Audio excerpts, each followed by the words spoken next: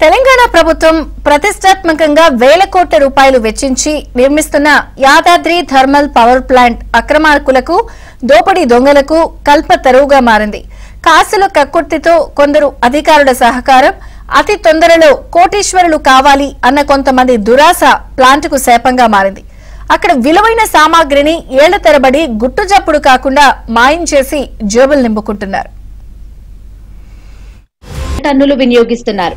అట్టి సామాగ్రిని ప్లాంట్ సమీపంలో పెద్ద ఎత్తున నిల్వ చేశారు. సామాగ్రి భద్రత కోసం వాచ్ టవర్లను ఏర్పాటు చేయగా గతంలో స్థానిక పోలీసుల పర్యవేక్షణ కొనసాగేది. కాగా గత ఏడాది ఎస్టీఎఫ్ బృందాలకు అప్పగించారు. పర్యవేక్షణ చేసేందుకు ఒక డీఎస్పీ, 2 సిఐ స్థాయి అధికారులు, 40 మంది సిబ్బందిని వినియోగిస్తున్నప్పటికీ ప్లాంట్ లో కొందరు సిబ్బంది సహకారంతో ఏళ్ల తరబడి కొందరు ముఠాగా ఏర్పడి విలువైన సామాగ్రిని పక్కదారి పట్టిస్తూ కోట్ల రూపాయలు జేబులు నింపుకుంటున్నారని ఆరోపణలు వెలువెత్తుతున్నాయి.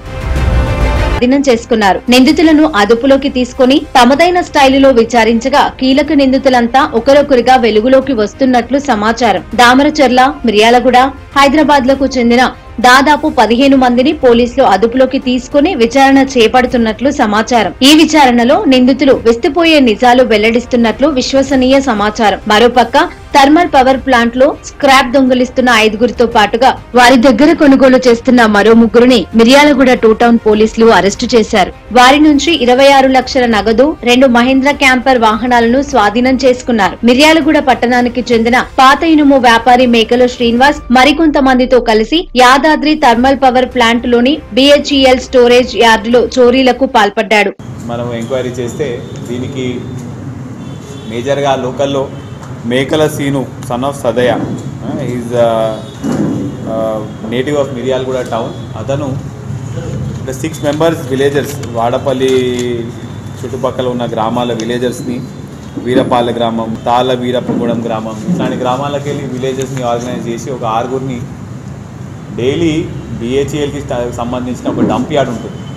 అంటే ఆ డంప్ యార్డ్ నుంచి వాచ్మెన్స్ అప్పుడప్పుడు లేనప్పుడు, వాళ్ళు పండుకున్నప్పుడు వీళ్ళు ప్లాన్ వేసి అక్కడ నుంచి ఉన్న కాపర్ వైర్ అనేది దొంగతనం చేసిన తర్వాత ముందు ఉన్న ఒక shop Pendem own by Pendem Bhaskar, ఆ షాప్లో డంప్ చేయడం జరుగుతుంది. అక్కడ అయిన తర్వాత డంప్ చేసిన తర్వాత మళ్ళీ A7 బత్తుల జానకిరాము అదంతా ఆ బెల్ట్ షాప్ నుంచి సామాన్లు కలెక్ట్ చేసుకొని మేకల సీనుకి ఇస్తారు. మేకల సీను ఇదంతా కూడా మళ్ళా హైదరాబాద్లో కన్సర్న్డ్ షాప్స్కి అమ్మడం జరుగుతున్నది.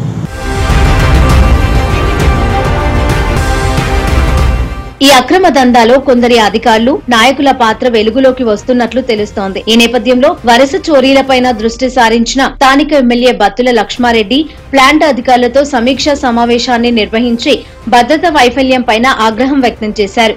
ప్రభుత్వం ప్రతిష్టాత్మకంగా చేపట్టిన YTPS లో కోట్ల రూపాయల విలువైన సామాగ్రి పక్కదారి పట్టడం పైన రాష్ట్ర ప్రభుత్వం కూడా ప్రత్యేక దృష్టి సారించినట్లు సమాచారం.